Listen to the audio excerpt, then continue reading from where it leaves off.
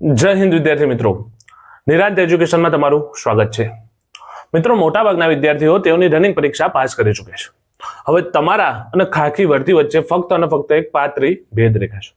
અને ભેદરેખા તમે સમજો, તમે માની બેઠો એટલી અઘરી નથી, પણ જેટલું દેખાય એટલું સહેલું પણ નથી.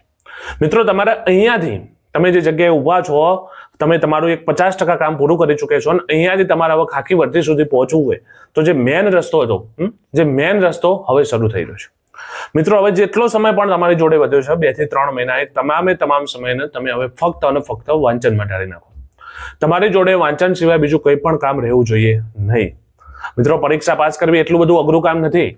તમે ત્યારે કોઈ પણ ફિલ્ડમાંથી આવતા હોય, તમે સાયન્સ કર્યું હોય, આર્ટ્સ કર્યું હોય, કોમર્સ કર્યું હોય, અથવા તમે 12માં ફેલ થયા હોય, 10માં ફેલ થયા હોય, વોટ એવર કંઈ પણ કર્યું હોય, પણ જો તમે યોગ્ય દિશામાં યોગ્ય મહેનત કરશો અને સતત તમારામાં એક કન્ટિન્યુટી જો તમે જાળવી રાખશો તો તમે ચોક્કસથી સફળતા મેળવશો. એની ગેરંટી હું આપું છું મિત્રો. પણ એના માટે યોગ્ય દિશામાં યોગ્ય મહેનત, સતત મહેનત, જેટલો પણ સમય તમારી જોડે વધ્યો છે એ મહેનત સતત તમારે કરવી પડશે. તમે 5-6 દિવસ સતત વાંચો છો અને એક દિવસ મૂકી દો છો તો સમજો મિત્રો, ત્યાં તમારી જે આખી લિંક પકડાઈ હતી એ લિંક તૂટી જશે અને નવાસરથી નવી શરૂઆત કરવી પડશે. તો આ વસ્તુ બિલકુલ ના કરો. સતત જે કન્ટિન્યુટી છે એ સતત તમારી જળવાઈ જુઓ. બીજી વસ્તુ મિત્રો, તમે એવું વિચારતા હો કે આ પરીક્ષા મારાથી ના થાય, આટલા બધા વિદ્યાર્થીઓ ભાગ લઈ રહ્યા છે, આટલા બધા આમ થશે, એવું કશું હતું નથી. તમે તમારી લિમિટ તમે જાતે નક્કી ના કરો. કોઈ પણ વ્યક્તિ, દુનિયાની કોઈ પણ વ્યક્તિ કોઈ પણ પરીક્ષા અથવા કોઈ પણ કામ કરી શકે. બસ સૌથી પહેલા એને પોતાની જાતે એક્સેપ્ટ કરવી પડે. પોતે પહેલા માનસિક રીતે મજબૂત થવું જોઈએ કે યસ, હું આ કામ કરી જઈશ, કે હા, હું આ પરીક્ષા પાસ કરી જઈશ. તમે સૌથી પહેલા તમારી જાત સાથે વાર્તાલાપ કરો, તમારે આત્મમંથન કરો. શાંતિથી એક રૂમની અંદર કોઈ નહીં, ફક્ત અને ફક્ત તમે અને તમારી જાત સાથે બેહીને ચર્ચા કરો કે તમે અત્યારે ક્યાં ઊભા છો, તમારા ઘરની પરિસ્થિતિ કેવી છે, તમારા મા બાપે તમારા માટે શું કર્યું છે, તમને કેવી રીતે તમને ભણાય, કેવી રીતે અહીંયા સુધી લાવે છો, તમે પાછળની કેટલી પરીક્ષાઓથી સતત ફેલ થઈ રહ્યા છો, કયા કારણથી ફેલ થઈ રહ્યા છો. આ તમામે તમારે તમારી જાત સાથે વાર્તાલાપ કરવો પડશે. શું સવારે તમે 5 વાગે ઉઠી જાઓ છો? શું રાત્રે 12 વાગ્યા સુધી વાંચો છો? આવા પ્રશ્નો તમે તમારી જાતને પૂછો મિત્રો. અને ફક્ત પૂછવાના નથી, એક ડોટ લો અને એક પેન લો, દરેક વસ્તુને નોટ કરો, આ દરેક વસ્તુ લખો. કેમ કે ચર્ચા કરવી, કોઈ વ્યક્તિ જોડે તમે ચર્ચા કરો એ તરત ભૂલી જવાય છે, પણ તમે જો એને નોટમાં એકવાર ઉતારી દેશો તો એ સતત તમારા મનની અંદર એક છાપ છોડી દેશે.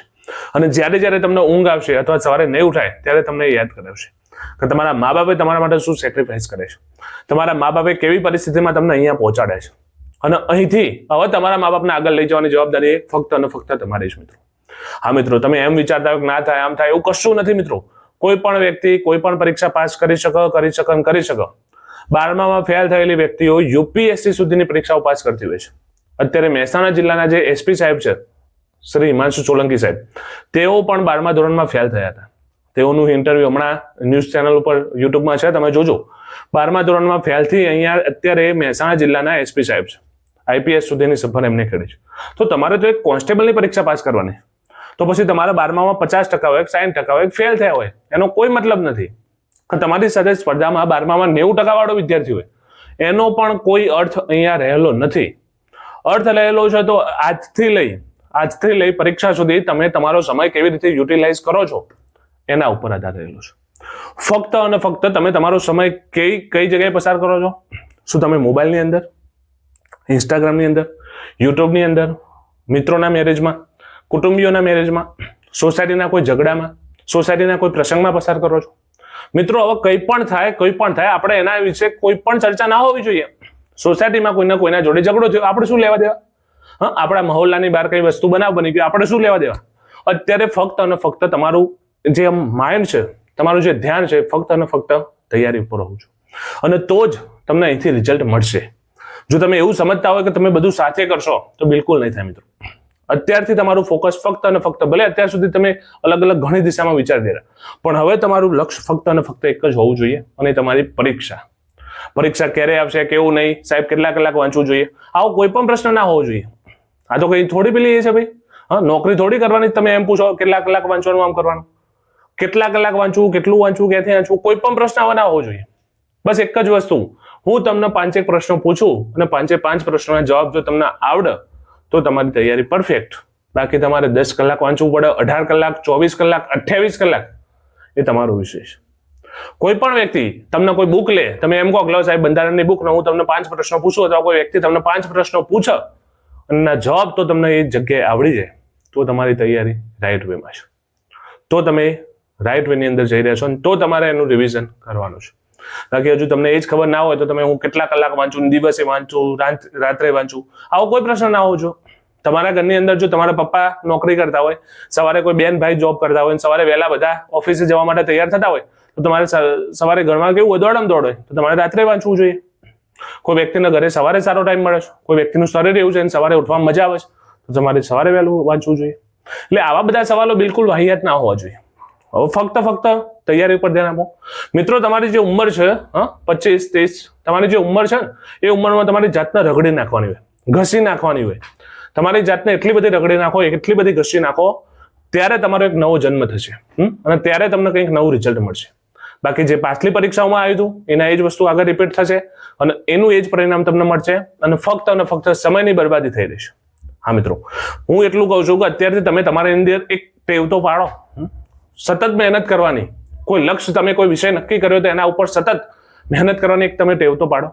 કદાચ તમને જો સફળતા નહીં મળે તો તમે દુનિયાની કોઈ પણ ફિલ્ડમાં સફળ થઈ જશો. કેમ કે તમારી અંદર કોઈ પણ વિષયને પકડી રાખી એની સતત મહેનત કરવાની એક ટેવ કેળવાઈ જશે. ઘણા વિદ્યાર્થીઓમાં આ ટેવ નથી, અને ઘણા નહીં, હું તો 99% વિદ્યાર્થીઓની વાત કરું છું. 99% વિદ્યાર્થીઓમાં સતત મહેનત, સતતતા, કન્ટિન્યુટી જાળવવી, આવું કોઈનામાં નથી. અને ફેલ થવાનું મુખ્ય કારણ જ આ છે.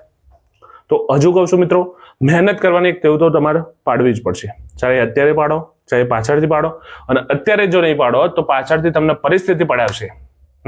જ્યારે પ્રાઇવેટ નોકરી કરશો અથવા કોઈ કંપનીમાં જ્યારે ઘરની જવાબદારીઓ આવશે, ત્યારે સવારે 5 વાગે બોલાવશે ને બોસ, તો એ 5 વાગે ઉઠી જવાશે.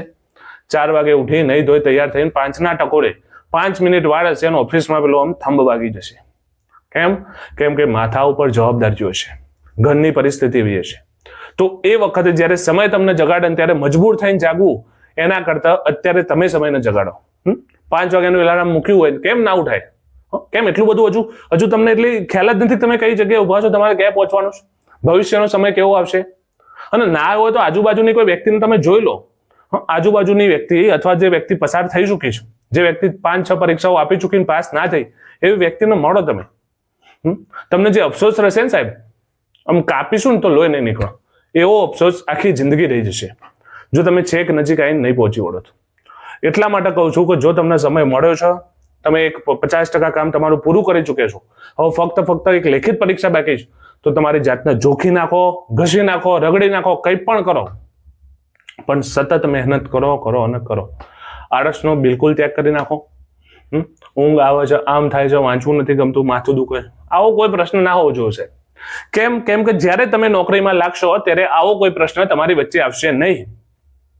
જ્યારે તમે પોલીસમાં લાગશો ત્યારે પણ બંદોબસ્ત હશે, સવારે 4 વાગે જવું પડશે તો ઉઠાશે અને જશો. કેમ કે જવાબદારી હશે તો બધું જખ મારીને થતું હોય. તો અત્યારે જવાબદારી નથી તો એને સ્વીકારો, જવાબદારી જાતે સ્વીકારો. તમારી એક પોતાની એક રિસ્પોન્સિબિલિટી છે કે તમારા પરિવારને તમારે કોઈ વસ્તુ સુખ શાંતિ આપવી, તમારા પરિવારની જવાબદારી તમે લો, માતા પિતાની પરિસ્થિતિ સુધારો, અને તમારે સુધારવી પડશે. અને એના માટે તમારે મહેનત કરવી પડશે. એના સિવાય બીજો કોઈ રસ્તો નથી. નેગેટિવ વિચારોથી બિલકુલ દૂર થઈ જાઓ. ઘણા લોકો હજુ તો કે ના થાય, આ પરીક્ષા આપણાથી થોડી થાય યાર, કેટલા બધા વિદ્યાર્થીઓ હશે, આમ હશે, તેમ હશે. મિત્રો, એક જ ઉદાહરણ આપીશ. હાથીનું બચ્ચું હોય ને, હાથીનું બચ્ચું જન્મ ને એટલે એને પતરી જેવી હોય, પતલી દોરીથી બાંધવામાં આવે. એ વખતે હાથીનું બચ્ચું એ દોરીને અથવા એના જે સાંકળથી બાંધ્યું હોય એ સાંકળથી તોડી શકે નહીં.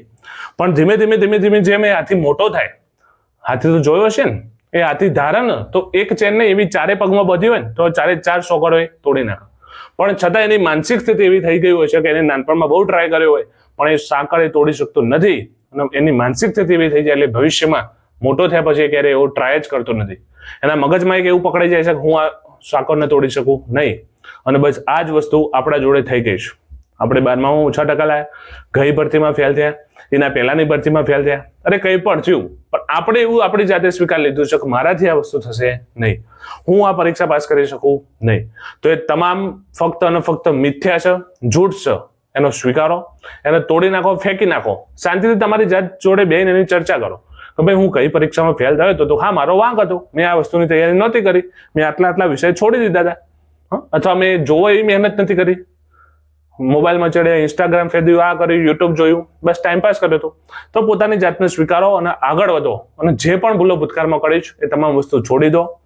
હજુ પણ કહું છું, તમારી જાતને રગડી નાખજો, ઘસી નાખજો, તોડી નાખજો, તો જ તમને રિઝલ્ટ મળશે અને મળશે. અત્યારે આજથી હવે ફક્ત અને ફક્ત પરીક્ષા ના આવે ત્યાં સુધી તમને પરીક્ષા સિવાય બીજું કંઈ પણ દેખાવું જોઈએ નહીં. તમારું કામ ફક્ત અને ફક્ત વાંચન, વાંચન અને વાંચન, આના સિવાય બીજું કંઈ પણ કામ હોવું જોઈએ નહીં. કોઈ પ્રસંગ હોય, કોઈ ઇવેન્ટ હોય, અથવા કંઈ પણ હોય, સોસાયટીમાં કંઈ હોય, આગુ પાછું વ્યવહારમાં, મિત્રોમાં, સંબંધીઓમાં, એ દરેક વસ્તુનો ત્યાગ કરવો પડશે અને કરવો પડશે. દરેક વસ્તુનો ત્યાગ જોશે. ઊંઘનો ત્યાગ કરવો પડશે, ભોજનનો પણ ત્યાગ કરવો પડશે. બપોરે જમવા બેસીએ ને તો ધરેન ના ખવાય, એ આપણને ખબર હોવી જોઈએ. કેમ કે જો ધરેન ખાઈએ તો ઊંઘ આવે, અને ઊંઘ આવશે તો તમે વાંચી નહીં શકો. એટલા માટે થોડું 3 વખત 4 વખત ખાવું, આવું નાનું આયોજન હોવું જોઈએ. એટલે કે દરેક વસ્તુનો ત્યાગ કરવો પડશે અને કરવો પડશે, અને તો જ સફળતા મળશે. કેમ કે સફળતા ત્યાગમાં ગશે. સફળતા ત્યાગમાં ગશે. આશા રાખું હું તમને જે સમજાવવા માંગ્યું સમજી ગયા છો. અને હજુ જો નહીં જાગ્યા, હજુ કહું છું મિત્રો, જો હજુ નહીં જાગો તો ભવિષ્યમાં એટલું બધું પસ્તાવાનો વારો આવશે, એટલો બધો પસ્તાવાનો આવશે કે જેનો કોઈ પાર નહીં હોય. જય હિન્દ, જય ભારત.